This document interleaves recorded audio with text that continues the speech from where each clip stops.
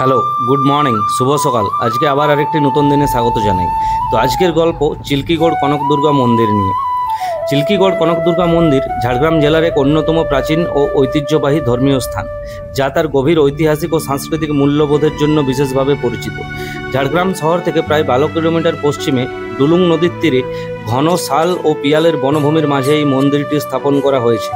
এই বনাঞ্চল ও নদীর পাড়ের অবস্থান মন্দিরটিকে কেবল এক পবিত্র স্থানই নয়, বরং প্রকৃতির নৈসর্গিক সৌন্দর্যের এক অভূতপূর্ব কেন্দ্রে পরিণত করেছে। চারপাশের লাল মাটির জমি আর নদীর স্নিগ্ধ প্রবাহ যেন মন্দিরের পবিত্রতাকে আরও উজ্জ্বল করে তোলে। কনক দুর্গা দেবীর পূজা এই মন্দিরে অত্যন্ত ঐতিহ্যবাহী ও মনোগ্রাহীভাবে পালিত হয়।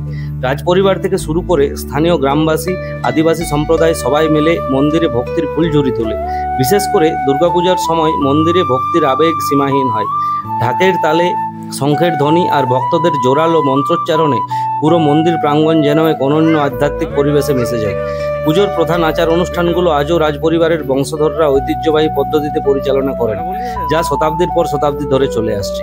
একদিকে পুজোর এই ধারাবাহিকতায় ধর্মীয় ভাব গম্ভীরতা স্পষ্ট, অন্যদিকে মন্দিরের পুজোর সঙ্গে সঙ্গে জড়িয়ে আছে এক প্রবল ঐতিহাসিক ও সাংস্কৃতিক ঐতিহ্য, বলি প্রথা। এই অঞ্চলে কনক দুর্গা শক্তির দেবী হিসাবে মানা হয়, তাই দেবীর প্রতি পূজা ও আরাধনার অংশ হিসাবে পশু বলিদান এক গুরুত্বপূর্ণ অংশ। বলি প্রথার মাধ্যমে বিশ্বাস করা হয় দেবীর ক্রোধ প্রশমিত হয় এবং রাজ্যের শান্তি ও সমৃদ্ধি বজায় থাকে। যদিও আধুনিক যুগে এই প্রথাকে নিয়ে নানা বিতর্ক রয়েছে, তথাপি চিল্কিগড় অঞ্চলে এখনও অনেক মানুষের কাছে দেবীর প্রতি শ্রদ্ধার এক বহুমাত্রিক প্রকাশ। মন্দিরের আশেপাশের প্রকৃতি এক অনন্য প্রশান্তির আবহ তৈরি করে।